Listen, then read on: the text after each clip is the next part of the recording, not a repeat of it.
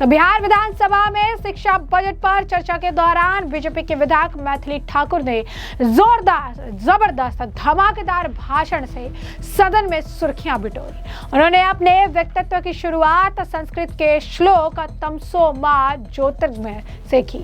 उन्होंने कहा कि जब वे सदन में खड़ी हैं तो ये श्लोक उनके मन में गूंज रहा है। जब मैं यहाँ इस विधानसभा में खड़ी हूँ तो मेरे मन में एक श्लोक गूंज रहा है, तमसो मा ज्योतिर्गमय, अर्थात अंधकार से मुझे प्रकाश की ओर ले चलो। यही बिहार रहा है, अंधकार से प्रकाश की ओर, भय से आत्मविश्वास की ओर, अपमान से सम्मान की ओर और जंगल राज से सुशासन की ओर। और हमारे विपक्ष के माननीय साथी जो आज बड़े गंभीर मुद्रा में यहाँ बैठे हुए हैं, आप सभी इस दौर के साक्षी रहे हैं और ये भी कह सकती हूँ कि आप सहयोगी भी रहे हैं, लेकिन हम उन्हें दोष नहीं देते हैं। हम तो बस इतना कहना चाहते हैं कि जो बीत गई सो बात गई, लेकिन इतिहास गवाह है। भले ही बिहार की भोली भाली जनता वो दौर भूल जाए, लेकिन इतिहास कभी नहीं भूल सकती है, ना ही वो कभी माफ करेगी। 2005 में एक नवोदय हुआ, नया सूरज उगा। माननीय उपाध्यक्ष महोदय जी, 2005 में बिहार की जनता ने एक ऐतिहासिक फैसला किया और उस फैसले का नाम था नीतीश कुमार। महाभारत में जब युधिष्ठिर राजगद्दी पर बैठे तो उनके राज में धर्म की स्थापना हुई, न्याय आया और प्रजा सुखी हुई। ठीक उसी तरह जब नीतीश कुमार जी ने बिहार की बागडोर संभाली तो यहाँ सुशासन आया। मैथिली ने पुराने दौर को याद करते हुए कहा कि कभी हालात ऐसे थे कि महिलाएं घर से बाहर निकलने में भी असुरक्षित महसूस करती थी। आज वही महिलाएं दरभंगा से पटना तक सुरक्षित सफर कर रही हैं। उनके इस बयान पर सदन में पक्ष विपक्ष में भी तीखी प्रतिक्रिया देखने को मिली। सुनिए क्या कुछ कहा उन्होंने। तभी होती है जब सुरक्षा होती है। हमारे नीतीश कुमार जी ने समझा कि बिहार के बच्चों को किताब के साथ साथ सुरक्षा भी चाहिए। आप जानते हैं मैं एक कलाकार भी रही हूँ। मैं जब पहले आती थी तो पहले की कहानियां सुनती थी, अरे बउआ 5-6 बजे के बाद गाड़ियों से नहीं जाके छे, एना एना एना कत जेबे कार्यक्रम नहीं हो सके छे। लेकिन अभी बिहार में हम रात भर घूमते, रात के 3 बजे मैं खुद दरभंगा से आई और पटना में अपने घर में पहुंची, बहुत सुरक्षित। और शराबबंदी से लेकर महिला सुरक्षा के लिए बड़े बड़े कानून तक हर कदम पर नीतीश कुमार जी ने अरे आप सुन तो लीजिए मेरी बात। बेटियों के पक्ष में खड़े होकर हमारे माननीय मुख्यमंत्री जी ने निर्णय लिया है। और आज जब मैं बिहार के सबसे युवा विधायकों में से एक इस सदन में खड़ी होकर के बोल रही हूँ तो न जाने आपको क्यों इतनी दिक्कत हो रही है। माननीय उपाध्यक्ष महोदय जी, अब आते हम आज के बजट पर और मैं यहाँ में बात करूंगी इस डबल इंजन की जिसने बिहार की शिक्षा को नई ऊंचाइयों तक पहुंचाया है। अपना भाषण कंक्लूड करें। तो मुझे आंकड़ों पे ज्यादा बोलने की जरूरत नहीं है, मेरे सभी साथियों ने बहुत ही जोरदार तरीके से ऑलरेडी अपनी बातें रख दी है। लेकिन मैं अपने क्षेत्र की कुछ जो स्कूल है उसके ऊपर ध्यान देना चाहूंगी, क्योंकि हमारे क्षेत्र के जितने भवन बने हैं स्कूल में, अब तो तेजी से इतने सारे स्टूडेंट्स रोल इन कर रहे हैं कि हमारे लिए भवन की भी कमी हो रही है। तो इसलिए मैं चाहूंगी कि जिस तरीके से शिक्षा के ऊपर बच्चों का भी इतना आकर्षण बढ़ते जा रहा है, लगातार सब लोग अपने दाखिल करवाते आ रहे हैं, तो उस हिसाब से भवन के कमरे भी और बढ़वाए जाए। जैसे कि कीरतपुर में प्राथमिक विद्यालय, गड़ौल कन्या विद्यालय, कुमरौल विद्यालय, प्राथमिक विद्यालय महथौर मुसहरी, प्राथमिक विद्यालय पकड़ी, उच्च माध्यमिक विद्यालय महथौर हरिजन, ग्राम श्री रामपुर टोले के दरगाह में जो कमरे हैं और बढ़ाया जाए, सकतपुर का विद्यालय, लगमा प्राथमिक विद्यालय। अपना आसन ग्रहण करें। बहुत बहुत धन्यवाद। तो जैसे कि आपने उनका बयान सुना, मैथिली ठाकुर ने विपक्ष पर भी निशाना साधते हुए कहा कि क्या सभी को वह बिहार याद है जिसे जंगल राज कहा जाता था। उन्होंने आरोप लगाया कि उस समय शिक्षा व्यवस्था पूरी तरह चरमरा गई थी। सरकारी स्कूलों की इमारतें जर्जर थी, कई जगहों पर ताले लटकते थे। बजट तो आता था लेकिन जमीन पर उसका असर नहीं दिखता था।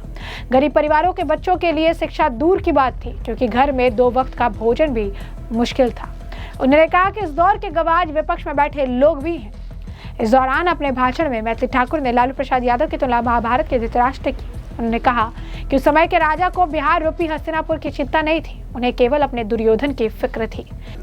अध्यक्ष जी, आज शिक्षा बजट पर चर्चा हो रही है तो मैं आपसे एक सवाल पूछना चाहती हूँ कि वो बिहार सभी को याद है। जब मैं उस समय को याद करती हूँ तो मुझे महाभारत के धृतराष्ट्र का हस्तिनापुर याद आता है, जो बहुत बड़े वरिष्ठ और बहुत ही अनुभवी नेता रहे, बहुत ही अनुभवी राजा रहे, लेकिन वो अंधे थे।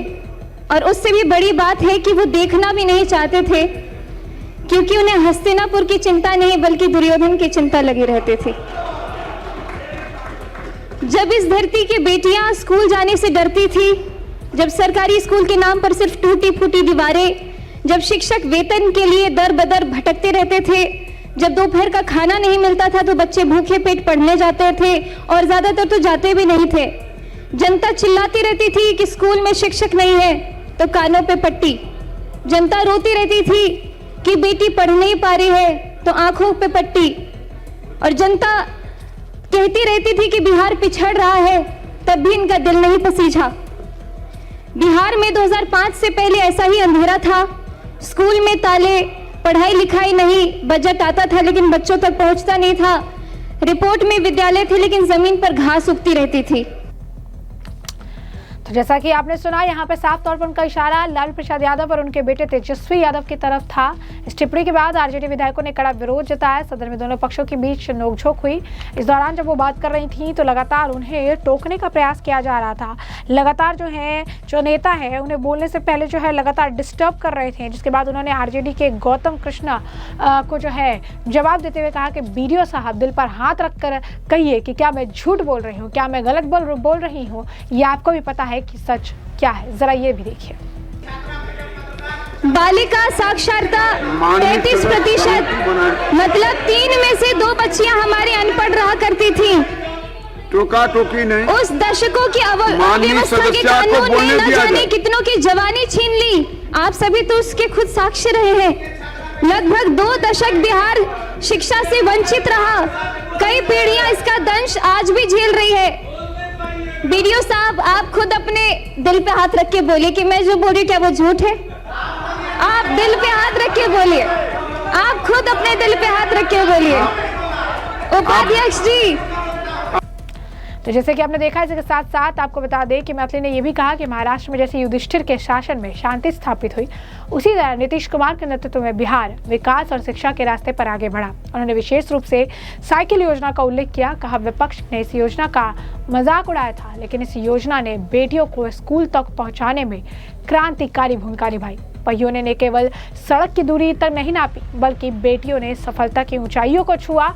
उन्होंने दावा किया कि आज बिहार में शिक्षा की लौ हर ओर जगमगा रही है और नीतीश कुमार की साइकिल योजना एक गेम चेंजर योजना थी, जिसने लाखों बेटियों के भविष्य को अंधकार से प्रकाश की ओर मोड़ दिया। क्या कुछ और कहना है उनका, सुनिए। नीतीश कुमार जी ने एक ऐसी योजना शुरू की जिसने पूरे देश को चौंका दिया। मुख्यमंत्री साइकिल योजना, जिसके बारे में सभी ने बात की है, और मैं खासकर इसीलिए बोलना चाहती हूँ कि मेरी आंखों देखी कहानी है। मेरे खुद के गांव में, जहां स्कूल के नाम पे कोई बात ही नहीं होती थी, और एकाएक साइकिल योजना जब शुरू हुई तो मेरे गांव के अड़ोस पड़ोस की सभी दीदियों ने स्कूल जाना शुरू कर दिया। विपक्ष के लोग तो इस योजना का मजाक भी उड़ाते थे, लेकिन आज वही योजना पूरे देश के लिए एक मॉडल है।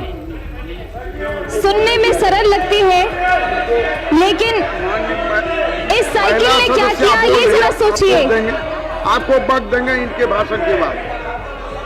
बिहार के गांव में एक बाप था जो सोचता था कि बेटी को हम दूर दराज कैसे भेजे, स्कूल कैसे भेजे, रास्ता बहुत लंबा है, खतरा है, पैसे नहीं है।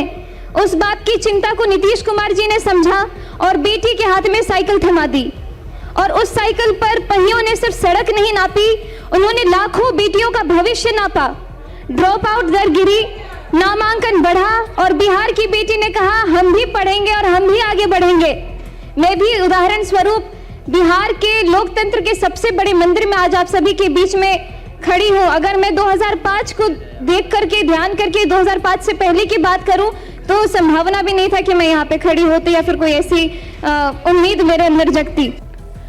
तो ऐसे में आपने मैथिली ठाकुर का ये धमाकेदार भाषण सुना, जहां पर उन्होंने शिक्षा व्यवस्था को लेकर, अर्थव्यवस्था को लेकर, फैसिलिटीज को लेकर, बजट को लेकर अपनी बात तो रखी, साथ ही साथ लालू प्रसाद यादव और तेजस्वी यादव पर भी बिना नाम लिए जबरदस्त तरीके से निशाना साधा और धृतराष्ट्र और साथ ही साथ दुर्योधन की जोड़ी तक करार दे दिया।